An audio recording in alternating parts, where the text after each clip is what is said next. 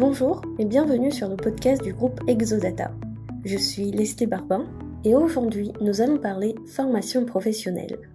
Selon une étude de l'OCDE, saviez-vous que 32% des Français suivent une formation professionnelle chaque année contre 41% des habitants des pays de l'OCDE?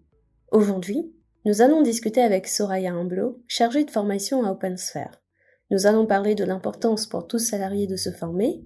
Nous aborderons aussi la place de l'employeur dans l'accompagnement du salarié dans son parcours de formation. Alors ma première question, en quoi consiste brièvement la formation professionnelle ?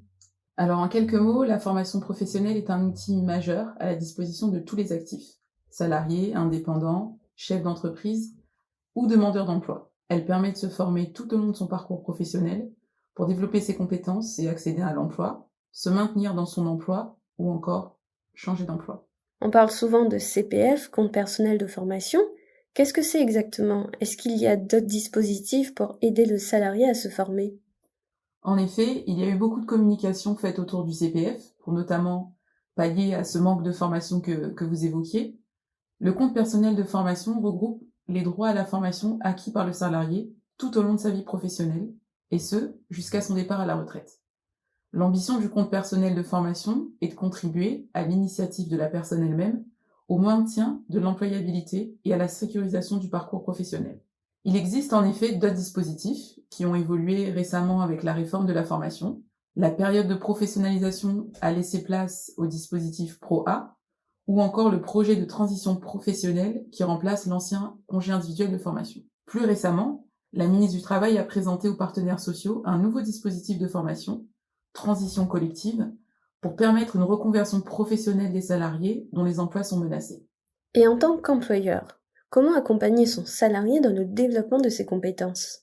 Garantir l'employabilité des collaborateurs est un des rôles majeurs de l'employeur. La gestion des compétences en entreprise est un travail quotidien. En effet, il ne suffit pas d'aborder le sujet 1 à 2 fois par an, ou lors de l'entretien professionnel.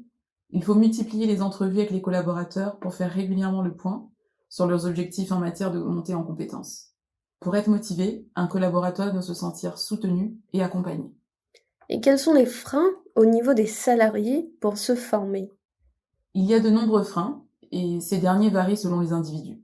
Cependant, la charge de travail est plus souvent mise en avant par les plus qualifiés, en raison de leur position dans l'organisation, et elle est aussi fréquemment évoquée par les salariés travaillant dans les petites entreprises, dont l'absence est plus souvent difficile à pallier. Mais comment peut-on se former aujourd'hui ?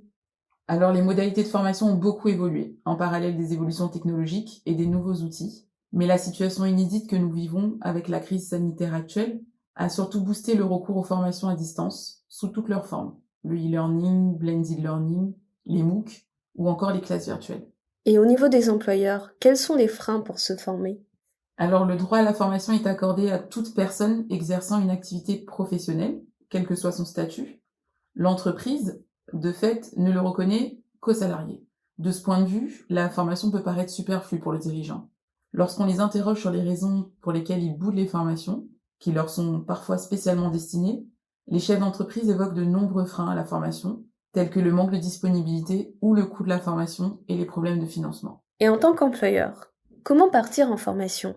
Le management des équipes, la maîtrise des évolutions technologiques, les changements juridiques, la comptabilité, tous ces domaines dans lesquels les chefs d'entreprise doivent se former sont multiples. Le dirigeant peut prétendre à des formations, qu'il ait un statut de dirigeant de société, de travailleur indépendant ou de repreneur d'entreprise. Pour le financement, il existe des fonds d'assurance formation, tels que le FIFPL ou la GEFIS. Alors, comment bien se former ?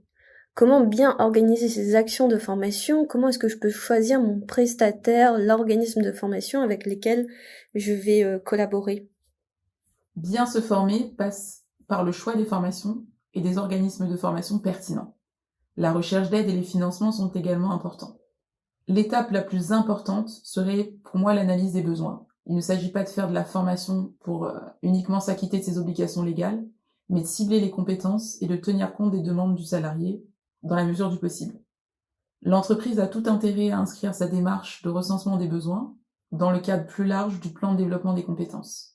Former son personnel et faire son choix parmi la multitude des organismes de formation présents sur le marché s'avère être une tâche très complexe. Il est pourtant essentiel de choisir le bon organisme de formation pour une formation réussie. La qualité de l'enseignement, ainsi que la pertinence du contenu, des programmes, déterminent en grande partie la qualité de la formation. Et quel est l'apport concrètement pour l'entreprise de faire monter en compétence ses salariés? Dans les entreprises, faire monter en compétence les collaborateurs est un enjeu majeur pour lui permettre d'augmenter ses performances. Manager une équipe, c'est placer l'humain au cœur de ses problématiques de productivité et de développement. Quand on prend le cas de la cybersécurité, vous pouvez installer de nombreux moyens technologiques pour protéger votre organisation des risques externes, mais aucun ne sera suffisant si vous ne sensibilisez pas vos employés aux risques propres à votre entreprise. En les formant, vous érigez donc des remparts forts autour de votre parc informatique. Des raisons tant organisationnelles que financières expliquent qu'il n'est pas toujours simple pour les entreprises d'accepter le départ d'un salarié en formation. Mais il est important de mettre en parallèle ce temps passé en formation et les risques encourus. En effet, il vaut toujours mieux prévenir que guérir.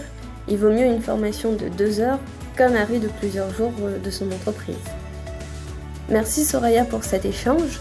J'espère qu'à l'avenir, le monde de la formation professionnelle vous paraîtra plus amical. Venez échanger avec nous si vous avez des questions. Et à vendredi prochain. Bonne journée. Bonne journée.